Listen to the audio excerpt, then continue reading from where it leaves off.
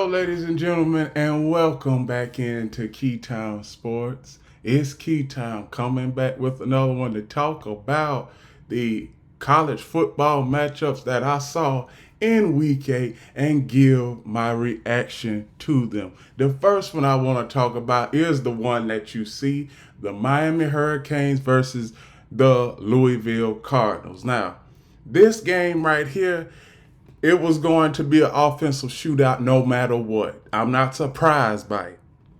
But there is one thing that I am surprised by: the Miami defense. Now, credit Miami's defense, they've got to clean up some stuff.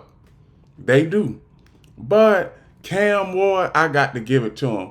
21 of 32, 319 yards, 4 touchdowns, and most importantly, 0 interceptions. And that was the key to this game and the Miami Hurricanes winning, because Louisville, they had more turnovers in this game than the Miami Hurricanes did. They had 2, and Miami had 0. So, one thing about it, on the ground, rushing game, Miami Hurricanes, they cracked over 200 yards. Louisville couldn't stop the Miami rushing game.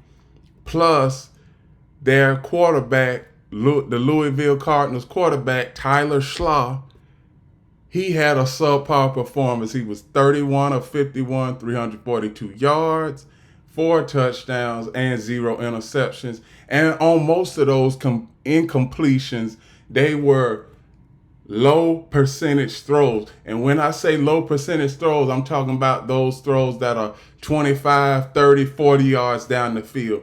And they didn't capitalize on those. Now with Louisville, they are just the average team. That's all. Average team, you are going to get average results. They are 4-3, and Miami is 7-0. Now I got to give it to, I'm going to give credit where credit is due, Xavier Rusprestro. He passed the all-time Hurricanes leader in receptions, Michael Irvin. Now Michael Irvin is second. I love me some Michael Irvin. Everybody knows that.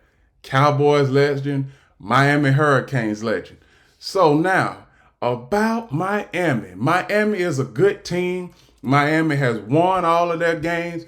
The last 3 games have been close. They've won the last 3 games. They've won all of their games by 13 points. 6 here, 6 here, and 1 here. So, and plus this game right here, they won it by 7 points. So, and what I also heard was the players had a players only meeting at 6-0. So, this team right here is different.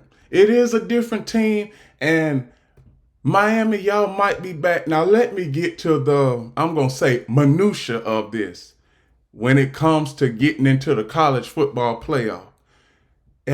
I'm pretty sure everybody has looked at Miami's schedule. Miami hasn't played a ranked team. They haven't played a team that can give them that can give them a run for their money. The toughest challenge that they have had all season was Louisville on Saturday. Now, I don't know how the committee is going to judge Miami's schedule. You haven't played any ranked opponents. They are going to base it off of strength of schedule, opponent's strength of schedule, opponent's win-loss record, and their win and loss record, and how did they win? Did they win in convincing fashion, or did they just skate by like they did to Virginia Tech, Cal, or Louisville? Because Louisville looked like they were going to take the lead in this game a lot. Looked like they were going to take it. But Miami, as far as that defense, they came up with 2 turnovers, 2 key turnovers, and that is what made the difference in the game. So, and Miami this weekend, they are playing against Florida State, and I'm not going to get too much into Florida State because they are 1-6. But Miami, what they can do, the best thing they can do is win all of their games and then just let the committee handle this scheduling situation themselves, because From the looks of it, Miami is worthy of getting into the college football playoff. I don't care about their I don't care about their schedule and how many teams that they have, how many ranked teams they've played against.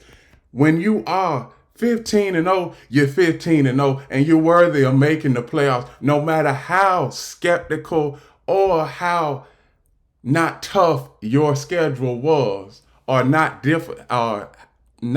how much difficulty you had during that schedule. So, my congratulations to the Miami Hurricanes winning over the Louisville Cardinals and being 7-0. You are still number 6 in the country, and I believe that Miami is right where they need to be in terms of the rankings, because they are a top 10 school when it comes to football athletics. The next game I want to talk about is the Michigan Wolverines and the Illinois Fighting Illini. Now, Michigan have fallen out of the top 25. This is no surprise. You had this guy. You had a revolving door at quarterback. You had in the game Saturday versus Illinois, Jack Tuttle played. He is the third quarterback this season for the Michigan Wolverines that has played. He was 20 of 32, 208 yards, 0 interceptions, and 1 touchdown. The aforementioned touchdown that Michigan got was on the ground, and that was by their bell cow running back, Kalen Mullins. Now, with Michigan, does Michigan even make a bowl game? I don't think so. I just don't. And this will be the first time in the college football playoff era that the team from the previous season that has won the championship does not make it to a bowl game. When you look at their schedule and you look at the ineptitude that they have on offense, can the Michigan offense really make it to a bowl game? As of right now, no. Now, they only need 2 more games. They only need to win 2 more games in order to make it to a bowl game. But that's a tough ask, because you've got Alex Orji, David Mullins, and Jack Tuttle. You don't even know who is going to start at quarterback from game to game. So Sharon Moore, he's got a tough challenge ahead as far as making the Michigan fan base believe in his vision and believe in his system. As far as Illinois concerned, I was skeptical about Illinois early in the season, but now they are 6-1, have been ranked for the last 3 weeks in the top 25. And Brett Bielema, he's got the right type of team to make a game look ugly. And that's what this game was. It was ugly. It was close throughout. And then in the fourth quarter, they pulled away. They didn't score in the fourth quarter, but they got first downs and kept Michigan's offense off the field. And outside of 1 touchdown drive, the Michigan offense didn't do much. So Sharon Moore, you got a whole lot to improve on. This is just your first season. Start getting ready for next season, because you are going to need all the help you can get facing teams like Penn State, Ohio State, and Oregon, and USC for that matter, since USC is now in the Big 12. The next game I want to talk about is the third Saturday in October, Alabama and the Tennessee Volunteers. This was a game that I'm still trying to get over the fact that Alabama has lost 2 games in a season before November for the first time in 15 years. Last time Alabama lost 2 games before the calendar turned to November was 2009, and that was Nick Saban's second year. Excuse me. That was Nick Saban's first year in '08 when they lost 2. Now, the rankings concerned, Alabama is 15th. That's their lowest ranking since 2010. Now, when it comes to Alabama, is Alabama just an average team now? Is that what this is? Is Alabama just an average team? Because we look at Jalen Milroe, 25-45, 239 yards, 1 touchdown, 2 interceptions. And then you have Nico Amiliava, 14-27, 194, 1 touchdown, and 1 interception. Now, the Tennessee Volunteers offense in the first half was putrid. It was inept. They couldn't get 10 yards without getting a penalty on themselves. Alabama, for some reason, it seemed like they couldn't get the running game going. And for the last couple of weeks, Alabama has been teetering on the wrong side, has been teetering downward. When you see this, Alabama offensive efficiency on third down, 3 of 14. Tennessee, they wasn't better at 6 of 14 on third down. Tennessee averaged 7 yards per play. They had over 400 yards. Most of that came in the second half. And then Alabama, they had the lead for most of the game, but couldn't do nothing to increase the lead. Now, Kalen DeBoer, this is his first season. So, like I've always said to everybody, first season under a new head coaching regime, you're going to have growing pains. Second year, need to see some improvement. Third year, you should be able to make a little noise consistently. Fourth year in college, you should be ranked consistently. And the fifth year, you should be able to at least contend for a championship, if not win the championship in your 6th year under being a head coach for an organization. So as of right now, Tennessee, I know Tennessee Rocky Top is on his high horse right now. All of the Volunteer fans are saying that this is their time. And for all Tennessee fans, I've been hearing some people say that it feels like 1998. Now, if you are at least 25 or older, you know what I'm talking about when it comes to the Tennessee Volunteer fans talking about 1998. Because that was the last time that they won a championship in college football. So, congratulations on the Tennessee Volunteers winning this game over the Alabama Crimson Tide, third Saturday in October for the second time in 3 years. And as far as Alabama, oh goodness. Alabama has went from being a guaranteed win on Saturdays to now, can they even win a game? Now, if they keep on playing like this, they not going to make it to the college football playoff. And that'll be good for me, because one thing about it, Alabama fans now are sitting back and stressing about if the offense can stay on the field longer than 3 plays. Can they put a drive together? Can they put consistent drives together and win a game? That's what the Alabama fan base is thinking about right now.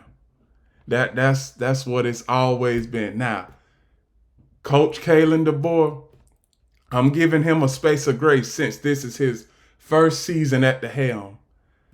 But by this time next season, he should have his team. He should have his team together and have a player portal and a recruiting time under his belt in Alabama.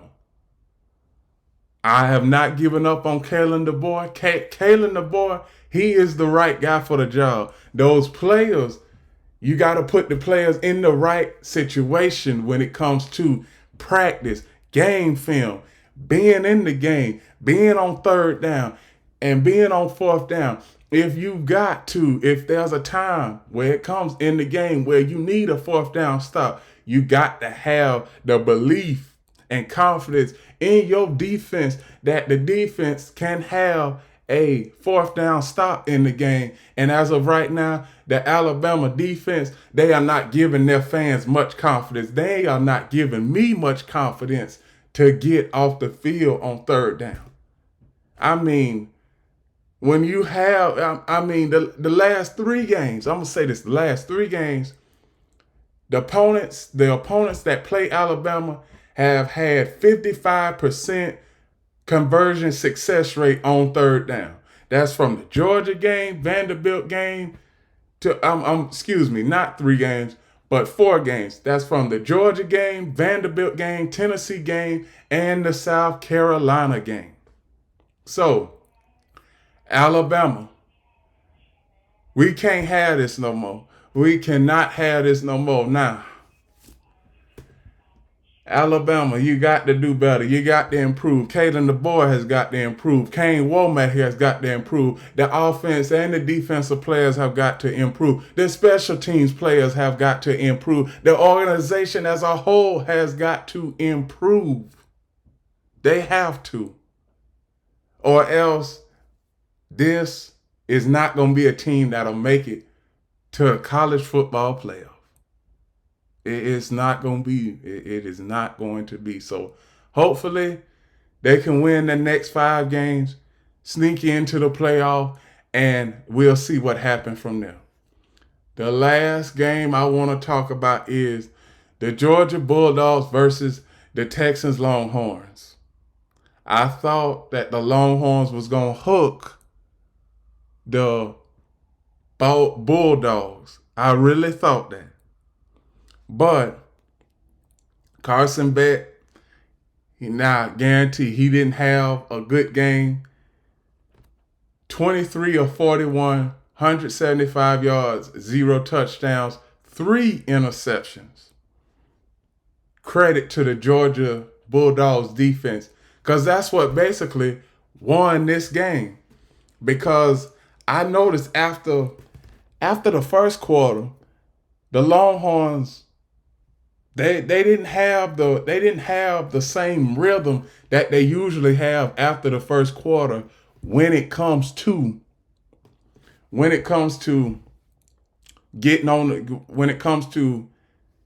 creating third down success. And what I mean by create third down success, staying on the field. Quinn Ewers, he had a rough night. 25 of 43, 211 yards, 2 touchdowns, 1 interception. And then there was an instance where Arch Manning came in trying to give the team a spark in the first half. So, Georgia's running game didn't do much. The Longhorns' run game didn't do much. Obviously, where this game took a toll is as far as third down defense. Now, Georgia's defense was 2 of 15 on third down efficiency, fourth down efficiency for the Texas Longhorns. They were 1 of 5. Georgia's third down offensive efficiency, 6 of 17. Fourth down efficiency, 1 of 2. So, they had the same amount of yards, but one thing about it, Georgia was scoring touchdowns off of the Longhorns' turnovers. That's the only reason why the Georgia Bulldogs won this game, because of turnovers, because Carson Beck, he wasn't out there sustaining drives consistently. It was 5 times where they had 3 and outs. 5 times. Texas, they had 6 3 and outs. They did. Texas, Longhorns, I believe that the Georgia Bulldogs and Texas Longhorns, I believe that was a SEC championship preview that we saw Saturday night. And remember, before the season started, the great one, Nick Saban, said that it would be Georgia and the Texas Longhorns in the SEC championship. So after this game, I see it. Texas, they have a lot to improve on as far as defensively and offensively. And I think that the Texas Longhorns will improve upon this loss. Congratulations to Georgia, because this is a game that the Georgia Bulldogs had to have.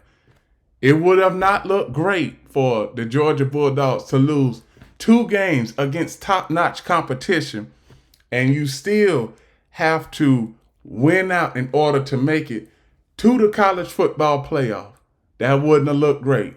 And with that, those are my reactions to Week 8 of the 2024 college football season. Please like, comment, share, subscribe, click the notification bell to get notified of all of my reaction videos, shows, and other content. Also, follow Key City Sports on TikTok. And remember one last thing, the key is always on time.